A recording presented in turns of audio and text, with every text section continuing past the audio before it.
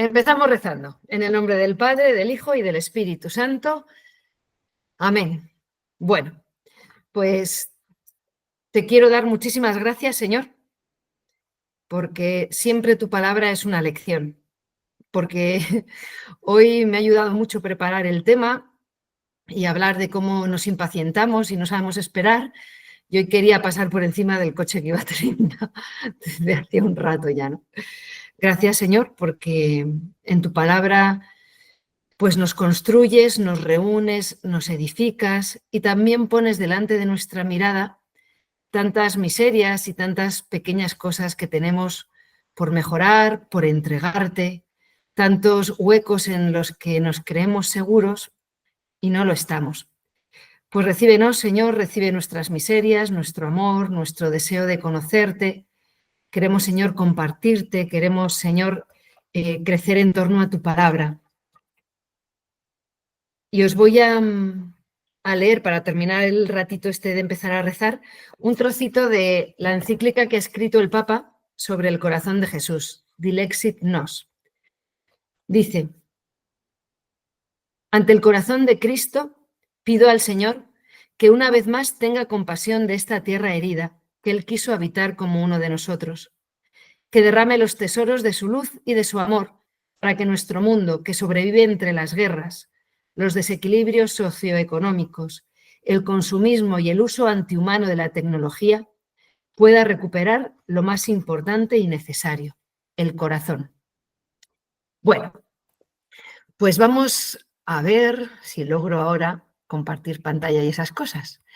Pero me ayuda mucho ver que te pones a leer la Biblia y qué poco hemos cambiado o qué poco hemos mejorado o qué grande es el Señor, que nos deja ver que en medio de tanta miseria, como vemos con Saúl y que lo veremos hoy y demás, no nos abandona, no nos deja, siempre está, ¿no? Siempre está. Bueno, pues voy a ver si logro compartir y si las veis pasar las diapositivas. Vale, gracias, David. Bueno, pues estamos en el capítulo 13, primer libro de Samuel, capítulo 13. Los comienzos del reinado de Saúl. Supongo que lo habéis leído. Bueno, y el próximo día es muy chulo, porque es Goliat, por fin. Bueno, el reinado de Saúl. Nos cuenta aquí un poco. ¿Qué nos vamos a encontrar? Sabemos que el primer rey no es Saúl, fue Abimelec, hijo de Gedeón, pero Saúl va a ser el primer rey ungido, el primero que se puede considerar como tal. Y vamos a ver que toda la historia de Saúl, si la habéis leído ya un poquito, está como en función de la llegada de David. Entonces, nosotros que somos así y que todo lo pasamos por nuestro juicio, decimos, bueno, entonces Saúl está ahí de transición porque el importante al que había elegido Dios es David. Eso no es el pensamiento de Dios. Nuestro pensamiento es exclusivo y en nuestras elecciones rechazamos unas cosas para escoger otras. Dios escoge a Saúl y lo escoge verdaderamente. Lo escoge verdaderamente. Si Dios hubiera querido, hubiera ungido directamente a David, son coetáneos, pero elige verdaderamente a Saúl. ¿Qué pasa? Que Dios quiere a Saúl, lo elige de verdad, pero Saúl no elige a Dios. El problema no está en la elección de Dios, está en Saúl. Saúl no lleva a plenitud la misión que ha recibido. Entonces, ¿la elección de David estaba prevista? Sí, porque iba a ser de la familia de David, de donde nos vendría el Mesías. Pero los modos han sido como modificados, le hemos enmendado la plana. Los modos no son escritos solo por Dios, sino también por la libertad testaruda y egoísta del hombre. Y es lo que nos vamos a encontrar en Saúl.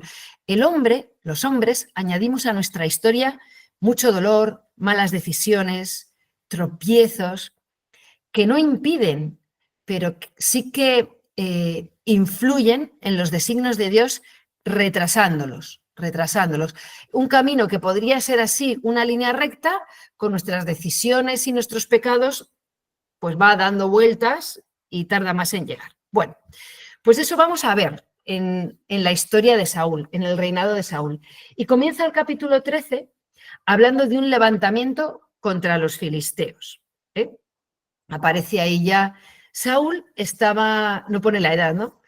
Elige 3.000 hombres y están en Micmas, que lo tenéis ahí, lo que está más al norte, como en un cuadrado, ¿no? En las montañas de Betel. 1.000 con Jonatán están más al sur, en Gibeá. Entonces, bueno, empieza contando la historia que Jonatán, el hijo de Saúl, mató al gobernador filisteo. El hijo de Saúl no aparece su nacimiento, aparece ya como un aguerrido guerrero capaz de enfrentarse al enemigo. El caso es que en este capítulo 13, él mata a ese filisteo, pero es Saúl quien se lo atribuye a sí mismo. Y tú dices, uy, hay muchas cosas, vais a ver muchas cosas en Saúl que al principio dices, bueno, no es para tanto, bueno, no sé. Pero la historia se va a ir decantando hacia la oscuridad, se va pasando al lado oscuro, los que os gustan esas cosas de los Jedi. El hijo de Saúl, Jonatán, que es un buen guerrero, sale a pelear y mata a este enemigo sin consultar a su padre, cosa que se extraña, porque no ha consultado a su padre. Bueno, ¿qué es lo siguiente que pasa? Que los filisteos se enfadan y les presentan batalla a los hebreos. Entonces se van a pelear. Dice, Saúl estaba todavía en Gilgal, toda la tropa junto a él, se van a enfrentar y él tiene que esperar a que venga Samuel, que está en un segundo plano, ¿verdad?, a ofrecer el sacrificio y entregarse a Dios en esta batalla, rezar. Bueno, el pueblo de Dios no es como los demás pueblos, vive pendiente de la voluntad de su Señor. Bien, pues está pasando el tiempo, Samuel no llega, ¿y qué hace Saúl? Desobedece. Se pone él a hacer el sacrificio porque está viendo que los filisteos, que son grandes guerreros, vienen con todo su poder.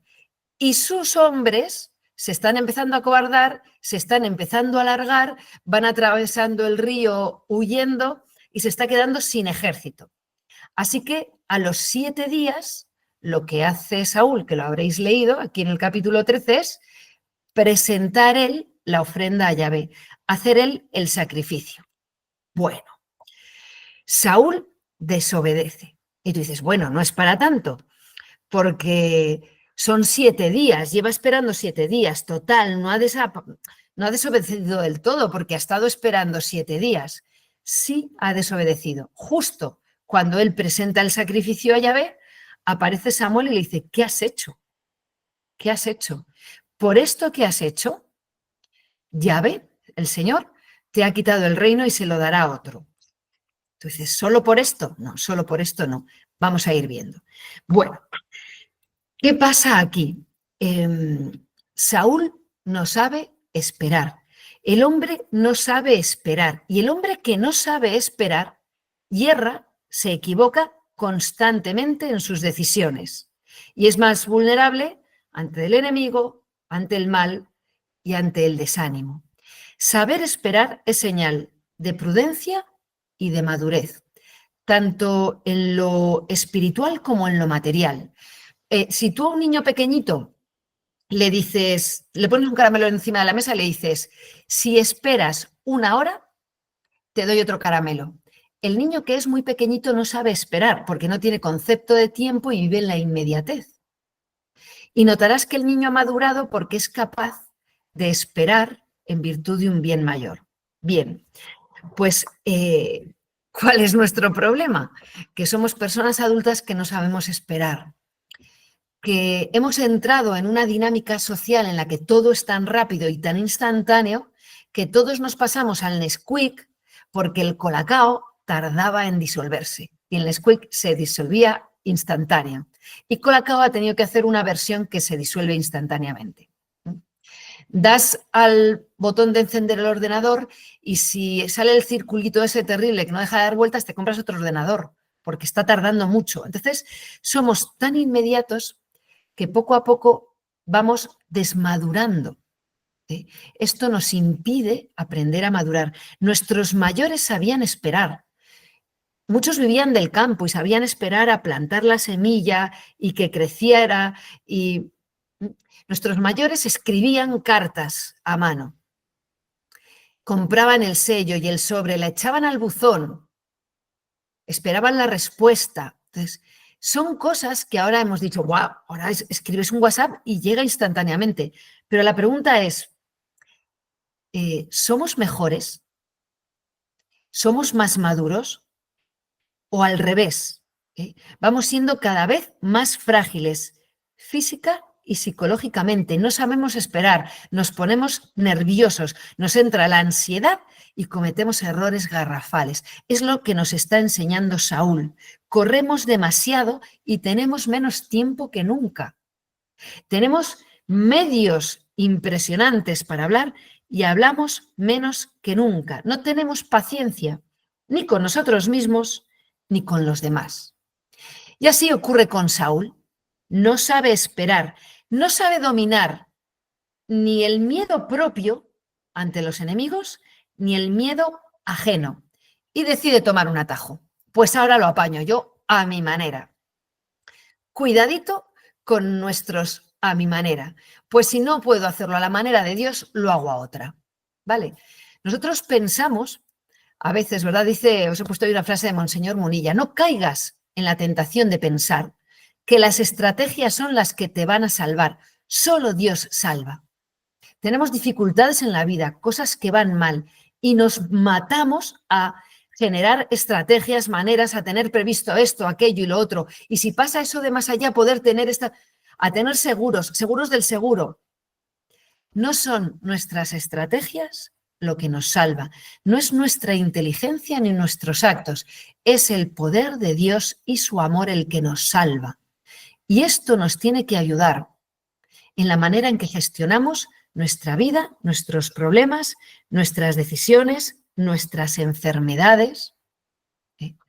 Por otro lado, además de esto, además de saber esperar, porque Dios es el que salva y Saúl lo tendría que saber, porque conoce la historia de su pueblo. Además, él es soldado. Él sabe que cuando uno se quita de su puesto y hace el trabajo de otro, y a ese le desplaza y ese tiene que hacer el de otro, eso es un desbarajuste, que decimos en mi tierra, ¿no? Tomar el lugar de otro acaba no siendo un acierto, porque tú no estás preparado para hacer lo que tenía que hacer el otro. Y cuando cada uno está en su puesto, todo funciona. Cuando empieza a haber gente que toca los trabajos de todos, pero no hace el de ninguno, todo se va por la borda. Cualquier trabajo bien organizado se va por la borda. Un ejército se va por la borda. Entonces, cuidado con los que van por ahí pululando por las responsabilidades ajenas, que como no son suyas, no las saben hacer o no las hacen en serio o no se hacen responsables, y mientras pululan por las responsabilidades ajenas, descuidan las propias. Saúl es el jefe del ejército. El profeta es Samuel. Era muy fácil cumplir esa orden, cada uno en su puesto, pero esto nos va sacando a la luz quién es Saúl. Era muy fácil obedecer una orden sencilla, porque Dios no nos pide cosas que no podamos hacer. Y a Saúl lo que vamos viendo es que le va poniendo órdenes sencillas y cosas que puede hacer para que rectifique, y Saúl no va a rectificar. Bien, bueno, pues además vamos a ver que se va como oscureciendo. Lo más importante de Saúl no es que haya cometido un error, ¿no? Que haya sido impaciente o que haya tenido miedo y se haya adelantado, sino que se limita a cumplir y que su relación con Dios es de funcionario. Hay que hacer esto, pues ya lo hago yo y ya está. No es un hay que hacer esto, es Dios, tu Dios, el que te eligió, el que te sacó de Egipto, el que te ama, el que te ha ungido, el que te envió su Espíritu Santo y profetizaste con los profetas. No es tu jefe, es tu padre, no es lo hago y ya está. ¿eh? Este, este sacrificio que ofrece Saúl se parece a muchas de nuestras misas de ¿dónde pongo la misa para quitármela de encima? Pues esa es la actitud de Saúl, ¿no? Y el Señor no acoge mal lo de Saúl porque haya desobedecido sin más, sino porque en el corazón de Saúl no hay corazón de hijo, hay corazón de, pues eso, un frío vasallaje, un frío vasallaje. Vamos a ver que es todo lo contrario de David. David comete estos errores y otros, muchos, pero su corazón es de hijo, constantemente. Y cuando comete un error, se arroja en brazos de Dios Padre y es el rey según el corazón de Dios. Esto nos enseña mucho porque, ¿qué pensáis? ¿Que delante de Dios tenemos que ser perfectos? No lo somos. No lo somos. No vayas como el fariseo a decir, es que hago, es que soy, es que cumplo. Aunque cumplas. Porque lo que quiere Dios de ti es un corazón de hijo. La pregunta es, ¿cómo está tu corazón? No es cuestión de faltas, es cuestión de corazón. Y esto desde el Antiguo Testamento. Porque ya vimos en el Deuteronomio, ¿verdad? Amarás al Señor tu Dios con todo tu corazón. Esto no va de cumplir normas. Entonces, ¿para qué las vamos a cumplir? Por gratitud, por, por deseo, por temor de Dios, de Señor, cuánto me gustaría alegrarte. Pero no es para ganarte nada, porque con nuestra pobre actitud no podemos ganarnos nada. Bueno, pues bien, empieza la guerra y está todo el ejército desanimado. Tenemos un rey que aunque es el que ellos pidieron, ¿verdad? Es alto, es grande, es fuerte, pero no es un rey que sepa llevar a todo su pueblo delante de Dios y a la victoria. No sabe, le queda grande. Y el pueblo eso a lo mejor no sabe entenderlo, pero lo percibe y tienen miedo. Entonces, se van escapando todos, Saúl está muerto de miedo y todo el mundo se desanima.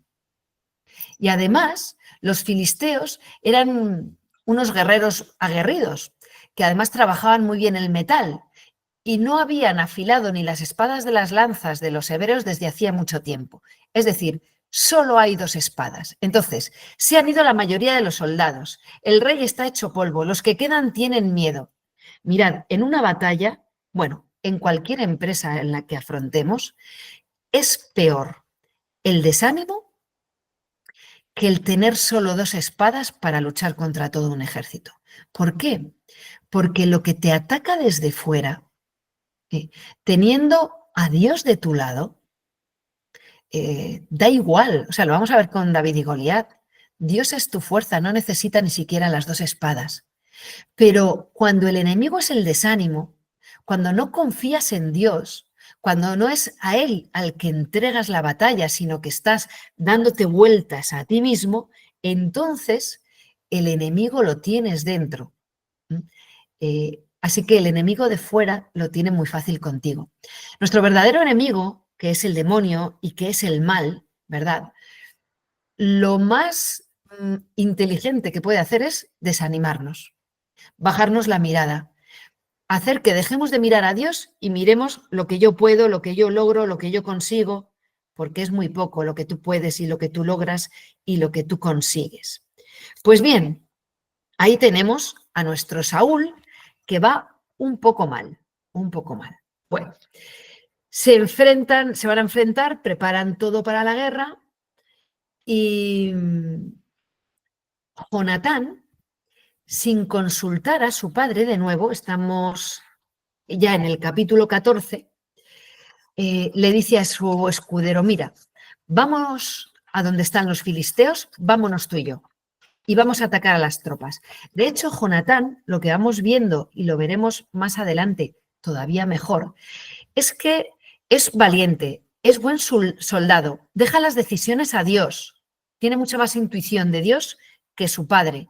No piensa en sí mismo ni en su fama, porque si gana la victoria, la gana para su Dios, y para todo su pueblo. Ese es Jonatán. A veces dan muchas más señales de sabiduría los sencillos que los ungidos, porque Saúl está ungido. ¿Por qué? Porque el ungido puede no responder a la gracia que Dios le otorga. Saúl es el ungido, pero va de ungido por la vida, ¿no? Yo soy el ungido. Y está tan cerrado en sí mismo que ni ve ni oye la voz de Dios, solo ve su trono, su corona y su honra. Su hijo Jonatán mató al filisteo y él se ha atribuido la victoria. ¿Ahora qué va a pasar? Que Jonatán coge a su escudero y se va con su escudero a enfrentarse con todo el ejército. Y le dice, mira, vamos tú y yo y vamos a pedir a Dios una señal, porque Jonatán, que no ha pedido permiso a su padre, que esto es muy llamativo, sí que pide una señal a Dios. Sí que pide una señal a Dios. Le dice a su escudero, mira, si nos dicen, esperad ahí, pues no salimos al ataque, pero si os dicen, venid, eso será que Dios los ha puesto en nuestras manos y nos lanzamos. Bueno, Jonatán actúa desde la fe. Estamos viendo aquí que Jonatán tiene poca sintonía con su padre. Y si os habéis adelantado a leer, vais a ver que con quien tiene sintonía Jonatán es con David. Porque reconoce en David, cuando lo conozca, el hombre de Dios que no puede reconocer en su padre. Bueno, pues allá que van. Y cuando el escudero le dice, pero es que son muchos, Jonatán responde lo que tenéis ahí en inglés, ¿no? ¿Qué más da cuántos seamos? A Dios le da igual que seamos muchos que pocos. A ver cómo lo dice. Os lo voy a leer textualmente. Dice, porque nada impide al Señor dar la victoria con pocos o con muchos. Qué distinto de su Padre es. Qué distinto. Dios no necesita que seamos muchos, ni que tengamos muchas espadas, ni que estemos en los medios de comunicación. ¿Es tan importante cuántos somos en la iglesia? ¿Os habéis quejado alguna vez de que somos pocos? Ya habéis estado diciendo es que somos pocos, es que no tenemos medios, es que no hay dinero, es que no hay... ¿Es que es tan importante ser muchos? Pues coged 1 Samuel 14 y leed las palabras de Jonatán. No es tan importante ser muchos o pocos. Lo que es importante es que en nuestras filas de la iglesia haya soldados como Jonatán, capaces de no mirarse a sí mismos y confiar en Dios, porque Dios es su fuerza. No importa que seamos pocos si hay niños como el niño Samuel, que responde a Dios y es capaz de seguirle, que escucha su voz y que entiende su palabra. No es importante que seamos muchos si entre nosotras hay mujeres de oración y de palabra, como Ana. Entonces, no importa que seamos muchos o seamos pocos, lo que importa es que seamos santos. Así que, oído cocina. Bueno, bien, Saúl, cuando se da cuenta de que hay jaleo en el campamento vecino porque Jonatán se ha puesto, y el que no mata a él lo mata a su escudero detrás, y los hebreos que tenían los filisteos allí prisioneros se han revuelto contra los filisteos y están derrotando a todos los filisteos. ¿Qué es lo que hace Saúl? Dice, uy, mirad a ver quién falta. Y justamente falta Jonatán. Así que dice, venga, como se habían empezado a preparar para la victoria, que venga Samuel, que rece, vamos a ofrecer, traed del arca, vamos a rezar, y de repente empieza todo esto, Saúl le dice al sacerdote, quita el arca de ahí que nos vamos a pelear. Y llega a tiempo de atribuirse de nuevo la victoria. Otra página un poco oscura de Saúl. Por dos motivos. Primero, porque iba a rezar y cuando vienen las prisas, lo de rezar no le importa tanto, ¿verdad? Y luego porque vuelve a llegar a atribuirse la victoria después de que vuelve a ser su hijo el que se ha jugado la vida, ¿vale? Entonces, os voy desmenuzando esto porque o haces una lectura profunda o si te quedas en la lectura superficial de, hombre, solo porque ofreció un sacrificio y se adelantó un poco, es que es para tanto. Claro que es para tanto. Vamos viendo el corazón oscuro de Saúl. Sigue la batalla y se va alargando, y Saúl lanza una promesa a Dios, y es que allí nadie come nada hasta que no estén todos los enemigos vencidos. ¿Qué ocurre? Que Jonatán, que está en el puesto de guerra primero porque es la avanzadilla, no ha oído esto, ¿vale? Entonces, como no conoce el juramento de su padre, desobedece. Y al entrar en el bosque, ve miel, la toma y pone, le brillaron los ojos. Pero claro, David ha dicho que no podían comer nada y que sería castigado el que comiera y que, bueno, aquí encontramos las primeras palabras un poco más duras, las únicas que dice Jonatán, porque Saúl, que ha apartado a Dios porque no tenía tiempo de rezar por la victoria, porque se la quería atribuir y se le quedaba a su hijo, hace un juramento a Dios de matar al hombre que coma y cuando su hijo come, está dispuesto a matarle. Está dispuesto a matarle. ¿Qué pasa? Que Dios favorece a Jonatán. Es lo que quiere decir eso de que le brillaron los ojos. Pasaba lo mismo con Moisés cuando Moisés bajaba de la montaña. Jonatán ve que Saúl no está gobernando bien. ¿eh? Ve que es autoritario porque no tiene autoridad. Pero él sigue respetando a su padre, como rey y como ungido. Lo que pasa que Saúl, como no tiene esa comunicación con Dios, quiere aparecer ante todo su ejército como un hombre muy piadoso y acaba forzándoles hasta tal punto que no solo su hijo, sino todo su pueblo acaba pecando, comen, matan unas piezas de ganado, se comen la sangre, un desastre, un desastre. Vamos viendo la incapacidad que tiene Saúl para gobernar. ¿Por qué? Porque se ha agarrado tanto a su autoridad que como no la tiene por el respeto de sus actos, la intenta tener por la fuerza de sus actos. Eh, exige demasiado a sus hombres. O sea, les tiene en la batalla sin que Dios ya le haya dicho que ayunen. Les tiene en ayuno peleando exhaustos. Mirad, uno, cuando es un buen profesor o un buen educador, y entre los que estáis ahí escuchando hay buenos profesores y buenos educadores, sabe que cuando exiges a un alumno le haces crecer. Pero cuando le exiges por encima de sus posibilidades, tira la toalla, le hundes y le dejas en una situación peor que antes. Pues bien, Saúl no tiene este tino, no lo tiene. Así que, con lo que ha pasado con su hijo Jonatán, más luego todo el pueblo, ¿no? Eh, monta una especie de juicio. Monta una especie de juicio. Está jugando a ser un hombre de Dios, pero no tiene tino. No tiene relación con Dios. Cuidado, que esto lo hacemos muchas veces, haciendo promesas a Dios que Dios no nos ha pedido. ¿Os acordáis de Jefté, verdad? Y si no, repasáis el libro de los jueces. ¿Qué pasa? Que Saúl pregunta a Dios, a ver, ¿quién es aquí el culpable? Porque Dios no nos está escuchando.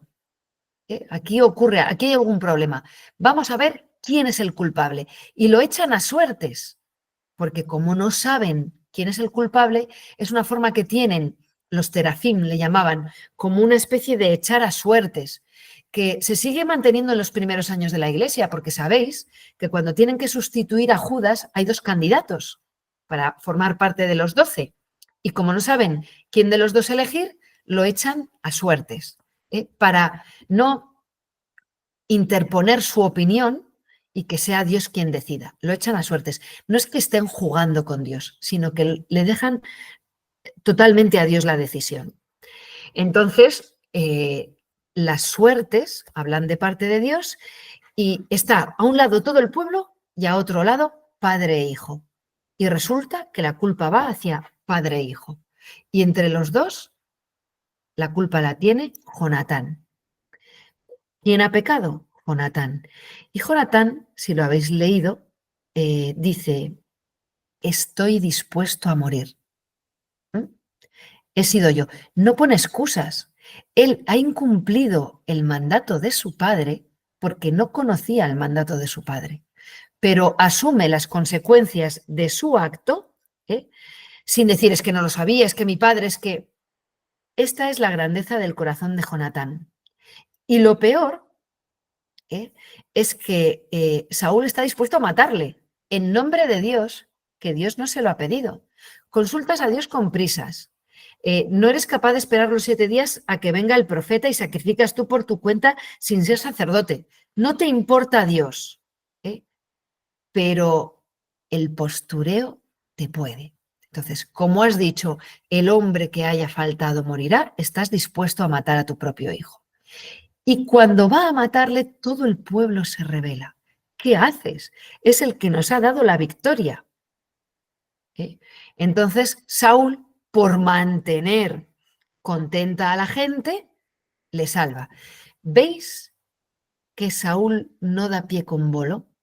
Que no es un hombre de palabra, que se manifiesta muy violento unas veces, muy incapaz de mantener una decisión otras, y todo en un breve espacio de tiempo, ¿eh? ¿Por qué? Porque no tienen el corazón, ni la sabiduría, ni el gobierno de Dios. Ha echado a un lado a Samuel y está ostentando el poder de parte de Dios sin tener a Dios en su corazón. ¿Y qué es lo que pasa? Que por querer dar contento a la gente, ha perdido su respeto. Veréis que va a ser todo lo contrario de lo que pase con David. David solo tiene delante de la mirada dar contento a Dios. Y le suele decir a sus hombres, si venís conmigo, bien, y si no, iré yo solo. O exige a sus hombres solo cuando Dios se lo pide, pero cuando Dios no se lo pide, no. Entonces, él no busca el contento de los hombres, busca el contento de Dios. Y así se gana el respeto y la admiración de unos hombres que son capaces de morir por él. Es preciosa la relación de David con sus soldados, ya lo veréis. Y es patética la relación de Saúl con los suyos, porque por no querer perderles, justo lo que está haciendo es perderles. Lo tenemos en Mateo 16, ¿verdad? Porque todo el que quiera salvar su vida, la perderá.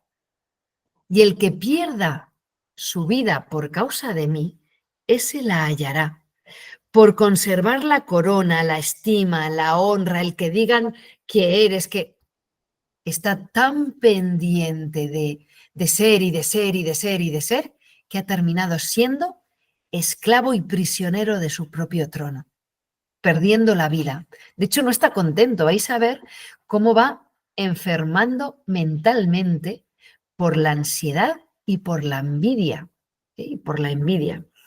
Y sin embargo, David será el libre. Y termina el capítulo diciéndonos un resumen del reinado de Saúl. ¿Cuál es el resumen? Pues que como rey hizo lo que pudo, pero como ungido fracasó absolutamente. Fracasó absolutamente. Y pasamos al capítulo 15. Aquí tenéis primero quiénes son, antes de acabar de empezar el capítulo 15, una genealogía. Los hijos de Saúl, sus hijas. Las genealogías son muy importantes y muy bonitas en el Antiguo Testamento y son un género literario que nos indica que no venimos de la nada, sino que formamos parte de una historia y que Dios nos regala una historia, una comunidad, y que en esa historia es donde Dios interviene y salva. Y a continuación, que estamos todavía con Saúl, mientras vivió Saúl, hubo guerra contra los filisteos. Pero en el capítulo 15, de lo que nos habla es de la guerra contra los amalecitas. Y habréis dicho, ¿y esos quién son? Bueno, mirad, tenéis ahí en la genealogía Teraj, esto es repaso, esto es repaso. Si estuviéramos, os haría examen de, a ver, Teraj tiene 3 hijos, Abraham, Nahor y Harán. Abraham es nuestro Abraham. Abraham tiene un hijo, el de la promesa, aquel, ¿verdad?, que dame a tu hijo Abraham y a tu hijo Isaac y subió a sacrificarlo. Isaac, el hijo de la promesa. Isaac se casa con Rebeca y tiene 2 hijos, Esaú y Jacob. Jacob es Israel, que tiene 12 hijos. las 12 tribus. Se casa con las dos hermanas, con Raquel y con Lía, aunque a la que ama es a Raquel. Esto nos sirve de repaso, ¿verdad? Las 12 tribus. Y Jacob tiene un hermano, el mayor se llama Esaú. Y de Esaú vienen los amalecitas, que es la genealogía que tenéis al lado derecho. Esaú, Edom, Esaú significa rojo, Edom, la tierra es roja, los edomitas, los descendientes de Esaú. Dentro de los edomitas vienen los amalecitas, los descendientes de Amalec. Pues bien, los amalecitas, cuando el pueblo de Israel pasa camino de la tierra prometida, al pasar por Amalec no les dejaron pasar y tuvieron que rodear. Y allí lucharon. Yo creo que os acordáis, porque os he puesto ahí la imagen, que en aquel momento Moisés, con los brazos en cruz, rezaba y mientras Josué vencía en la batalla contra los amalecitas.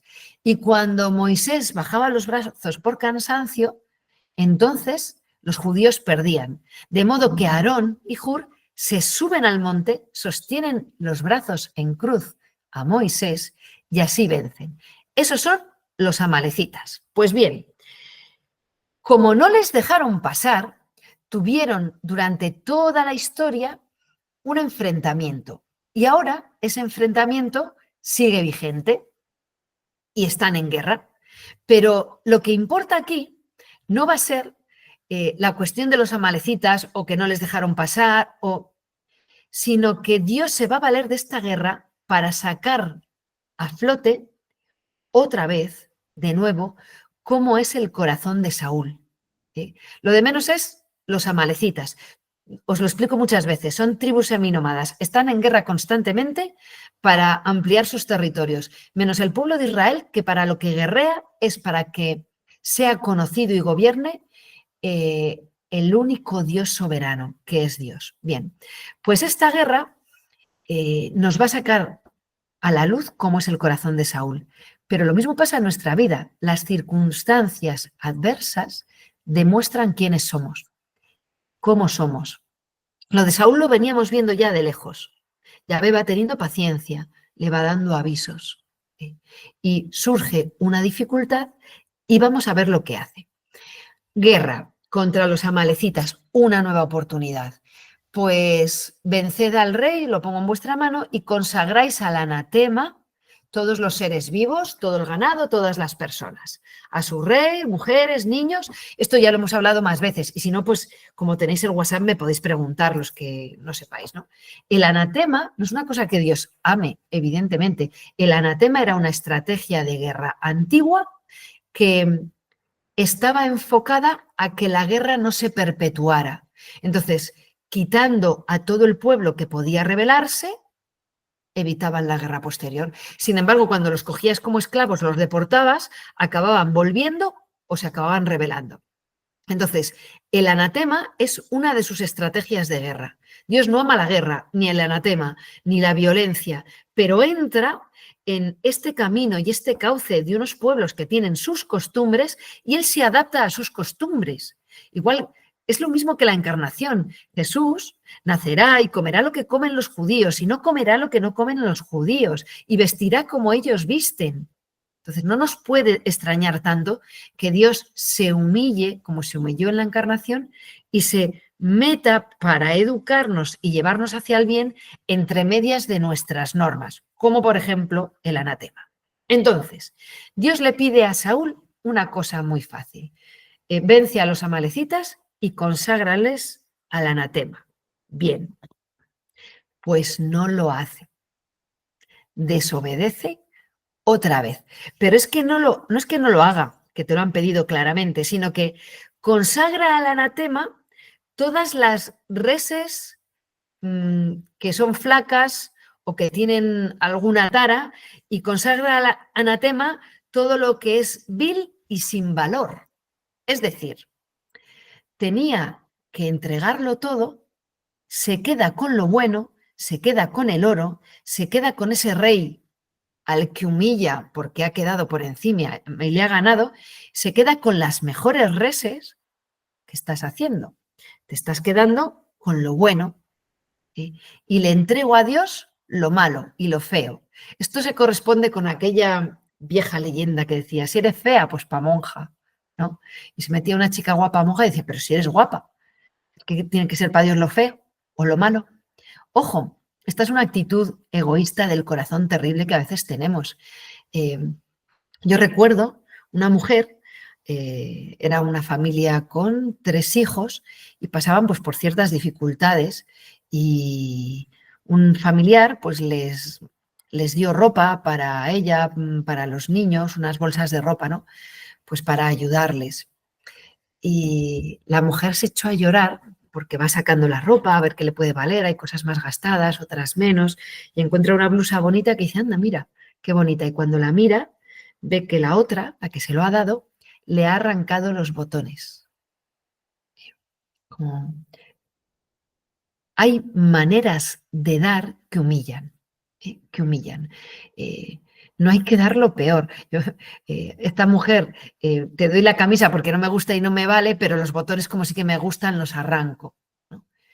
Yo me acuerdo que tenía yo un jersey cuando entré en la fraternidad que me encantaba porque eh, me encantaba. Es el típico que ya te has hecho a él y se había dado tanto de sí que era igual de ancho que de largo, era de rayas. Los puños habían desaparecido y me encantaba. Y lo llevaba siempre puesto. Ya no sacaba a la calle, pero me encantaba. Entonces, reviso para quitarme cosas y decido quitarme algo que me cueste mucho. Y me quito ese jersey y lo pongo en el montoncito de dárselo a los pobres. Y vino la responsable, que era mi formadora y mi responsable a la vez, me devuelve el jersey y me dice, los pobres tienen dignidad. Bueno, nos hemos reído mucho después de esta historia, pero claro que los pobres, claro, lo que pasa es que yo valoraba mucho ese jersey, por eso lo di. Claro, ahí caigo en la cuenta de, claro, lo valoro mucho y me gusta mucho a mí, pero eh, hay que dar lo mejor, no lo peor. Bueno, no os cuento más cosas porque si no, no me da tiempo. Pero ese punto de avaricia, ¿qué le entregas a Dios? ¿Qué le entregas a Dios de tus días, o de tus vacaciones, o de tus fines de semana, o de tu cartilla, o de tus fuerzas, o de tus pensamientos? Lo que no te vale para nada, lo que te sobra, ¿le regalas a Dios el tiempo que te sobra o ni siquiera eso? Cuando das cosas para los pobres, ¿qué das? Bueno, eso es para que pensemos cada uno. Así que Saúl es rechazado porque es desobediente. Y de San Francisco de Sales, al maligno no le importa, no le preocupa que nos desgarremos el cuerpo, que hagas muchos sacrificios, muchos ayunos y muchas penitencias, con tal de que hagamos nuestra propia voluntad. Pues lo que él teme no es la austeridad, sino la obediencia. Así que viene Samuel, se presenta donde Saúl y le dice, ¿qué has hecho? Y Saúl todavía le dice, no, que es que lo he guardado para Dios. Pues no te ha dicho Dios que lo consagraras al anatema. Entonces Saúl dice, ha sido la tropa, el mentiroso. El que es cobarde suele ser también mentiroso. Y el que es cobarde suele echar la culpa siempre a otro. Eso lo estrenamos ya en Génesis 1, ¿verdad? Es que la mujer que me diste, y la mujer dice, es que la serpiente, y es que... De hecho, eh, lo que le dice Samuel a Saúl, Samuel sufre mucho por Saúl porque le quiere. Le dice, basta ya, ¿por qué no has escuchado la voz de Yahvé? ¿Por qué no has escuchado la voz de Yahvé? Si yo os preguntara, ¿cuál es el primer mandamiento? Los que sois catequistas diríais, amarás a Dios sobre todas las cosas. Cuando le preguntan a Jesús, ¿cuál es el mandamiento más importante de la ley de Dios? Jesús responde, escucha, Israel. El Señor tu Dios es solamente uno, amarás al Señor tu Dios. Lo primero que dice es, escucha. El pecado del pueblo de Israel, el pecado de Saúl, el nuestro tantas veces es, no escuchas la voluntad de Dios, no escuchas su voz. ¿Y por qué no has hecho lo que tenías que hacer? Es que lo he hecho un poquito. Que no, que cumplir la voluntad de Dios es o la cumples o no la cumples. No valen los porcentajes. Devuelve lo robado, he devuelto un poquito, que no es eso. pero es muy difícil sacar a Saúl de su mentira, porque dice medias verdades, y las medias verdades son mentiras completas. Es que un poquito, es que la tropa, es que me lo he quedado, es que es para Dios. Mejor es obedecer, le dice Samuel, que sacrificar. Mejor la docilidad que la grasa de carneros. ¿Qué es lo que quiere de ti? ¿La vaca o el ternero? No, quiere tu corazón. Y la manera que tú tienes de demostrarle que le das tu corazón es atreverte a darle lo mejor, sabiendo que nunca te va a faltar nada porque él te quiere. Y esto es lo que Saúl no hace. Saúl, ya agobiado, dice, es verdad, vale, pero ahora cuando vayas ahí donde los ancianos, no les digas nada, como que yo soy el rey. ¿Veis cómo toda esta situación está sacando el corazón de Saúl? Que sí, que tienes razón, pero no sabemos si Saúl le está dando la razón simplemente porque no quiere dejar de ser rey. Su arrepentimiento no es sincero. Sigue echando la culpa y se está arrepintiendo de boquilla. Es que fue la tropa. Esta es una de las grandes diferencias de Saúl con David. David, cuando le pongan delante de los ojos su pecado, dirá, es verdad, he pecado. Y la segunda vez que David peca gravemente, que no es esta vez con una mujer y todo eso, antes de que el profeta le diga nada, él ya recibe al profeta diciendo, he obrado mal, ¿qué tengo que hacer? Y se arrepiente sinceramente y pide perdón sin culpar a nadie. Y en esto se agarra al manto de Samuel y lo rasga. No se rasga un manto por un empujoncito, ¿no? Está faltando el respeto. Mirad, el que empieza faltando el respeto a Dios, termina faltando el respeto a los hombres. Y este es un anciano y es un profeta y forcejea. Pero el objetivo de Saúl es no quedar mal. Y Samuel le hace caso, pero si lo habéis leído, ves que todo lo que Saúl no hizo, lo hace él. Mata al rey ese que había. Cumple la voluntad de Dios que Saúl no ha querido cumplir. Mirad, todos somos necesarios, nadie imprescindible. En el plan de Dios no sobra nadie y tú tampoco sobras. Pero no te creas el rey Saúl, no caigas en el saulismo. Si tú no haces algo, vendrá otro que lo haga. Si tú te enrolas en esta barca que es la familia de Dios, tienes una labor que hacer y una misión, pero no te creas más que nadie por eso. Si tú no lo haces, ya lloraremos. A mí me encanta cómo describe Reiniero Cantalamessa la iglesia como edificio de piedras vivas. Si falta una piedra, el edificio no se cae, no te vengas arriba, ¿verdad? Pero las piedras que alrededor sufren, porque llevan un peso que no les correspondería. Pues bien, Samuel llora por Saúl, lloraba su falta de fe, lloraba su falta de unión con Dios.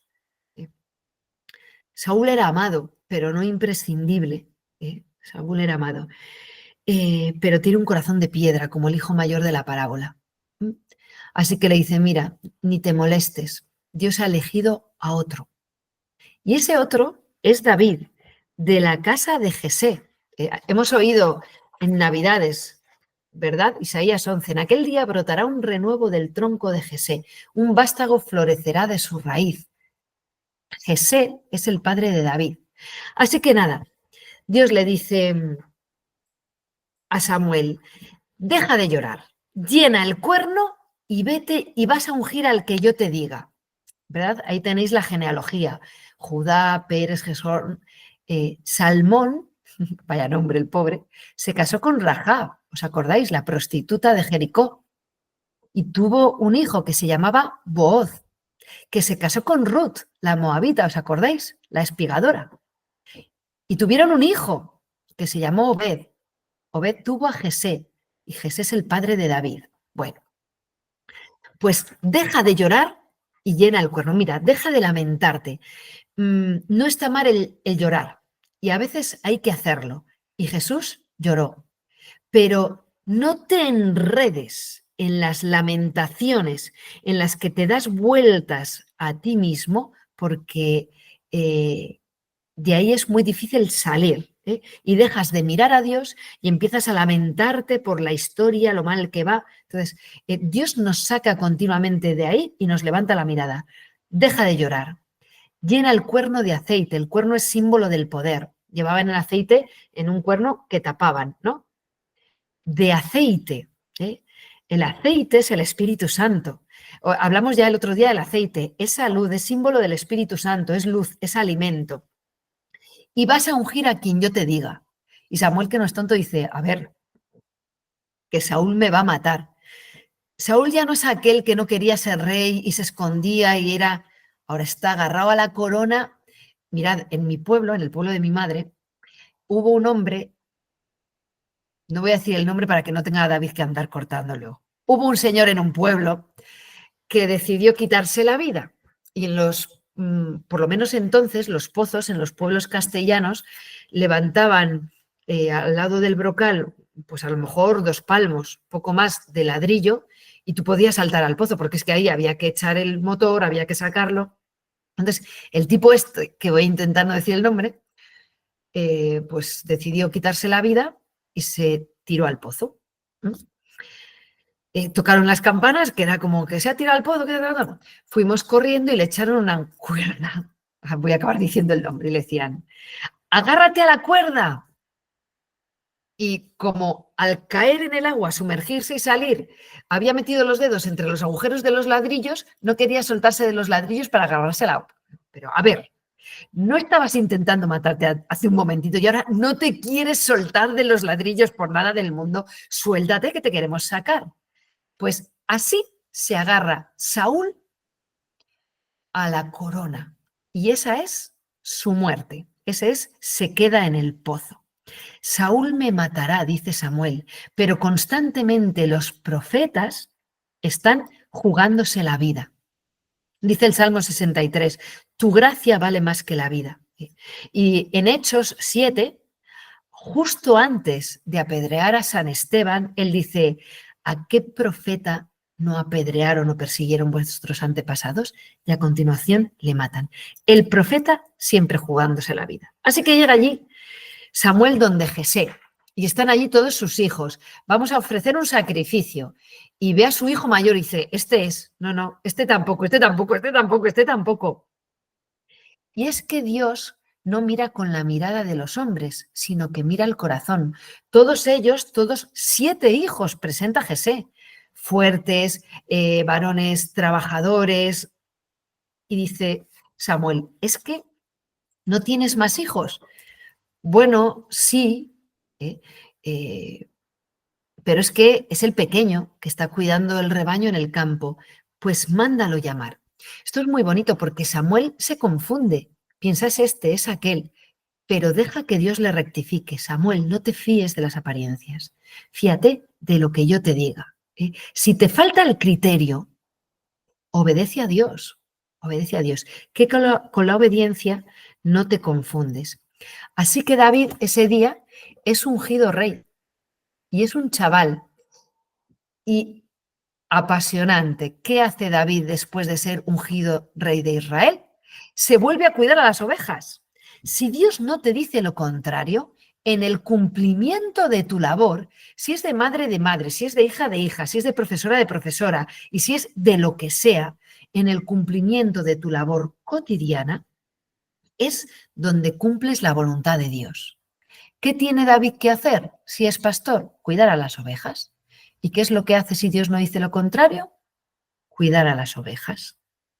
Ha escogido al pequeño, al que nadie hubiese escogido, y da muestras con esa juventud de ser justamente el rey según el corazón de Dios, que no abandona al rebaño y no se apega al poder, sino a su labor humilde. Y ahí es rechazado definitivamente Saúl y es ungido David. Pero sigue Saúl ejerciendo la realeza, estamos en el capítulo 16, y David sigue de pastor. Bueno, como he empezado 5 minutos tarde, os robo 2 minutos, ¿vale? David es rubio, divertido, chistoso, es muy joven, es muy gracioso porque le definen así como muy guapo. Y un día, dice el capítulo 16, que el espíritu de Yahvé se había apartado de Saúl. Por eso entendemos muy bien, y os digo de deberes, si queréis, leed el Salmo 51, el miserere, no apartes de mí tu rostro, dice David, porque él ha visto cómo se aparta la gracia del rey Saúl, y Saúl queda en la oscuridad, ¿no? El espíritu de Yahvé se había apartado de Saúl, y un espíritu malo que venía de Yahvé le infundía espanto. Dices, ¿un mal espíritu de Yahvé? ¿Un mal espíritu de Dios? Parece que es que Dios le ha enviado un demonio. No, acordaos, el israelita atribuye todo a Dios como causa primera. En el lenguaje semítico, Dios es el sujeto de todos los predicados. Consideran autor directo de todas las cosas a Dios, sin distinguir lo que Dios hace de lo que Dios permite. ¿Qué es ese mal espíritu? Pues que si te alejas del bien, ¿con qué te encuentras? No te encuentras con el vacío, te encuentras con el mal. Si te alejas de la protección de Dios y de su custodia, ¿con quién te encuentras? Con el demonio y con tus demonios, tu egocentrismo, tu soberbia y tu violencia. ¿Cuántos demonios tenemos dentro cuando nos alejamos de Dios? La avaricia, la lujuria, la pereza. ¿Cuántos demonios tenemos dentro? Muchos. Y quedamos a merced de ellos. Y eso es lo que quiere decir el texto sagrado. Se queda a merced de su propio veneno, de sus ansias de cargo y de autoridad. Y ve competidores por todas partes y mira a todos de medio lado. Entonces, desde antiguo, la música, porque es belleza, se le atribuía la facultad de espantar los malos espíritus. Y tiene su aquel. Si habéis leído Cartas del Diablo a su sobrino, de C.S. Lewis, el demonio novato le cuenta al demonio viejo, oye, pues mi cliente al que yo tenía que atacar se ha pasado toda la tarde en un viejo molino en el campo escuchando música y leyendo, y cuando volví a casa he intentado atacarle y algo le protegía que es que no me podía ni acercar. No sé qué ha pasado. Y le dice el demonio viejo, lo que ha pasado es que se ha pegado toda la tarde en la naturaleza, la belleza de una buena lectura, de contemplar un atardecer, de escuchar buena música. La belleza es Dios. Eso que le rodea y no te deja acercarte es Dios, que es verdad, bondad y belleza. Entonces, la música, como belleza, tiene esa cualidad de despertar el corazón. Hay gente que es sensible a la música y es capaz de rezar con música lo que no es capaz de rezar en su propia mente él solo porque se enreda, ¿no? Pues David tenía el don y tocaba el arpa. De hecho, los que hemos estado en Jerusalén lo hemos visto, ¿no? La gran figura de David que hay a las afueras de la muralla, que está David, el rey David, con la corona y un arpa. Y siempre se le representa así. Entonces, llamaban a David y David tocando volvía a traer la paz al corazón de Saúl. La paz. Así que bueno, así nos quedamos aquí y le pedimos al Señor lo mismo que le pedirá David. No retires de mí tu Santo Espíritu, Señor.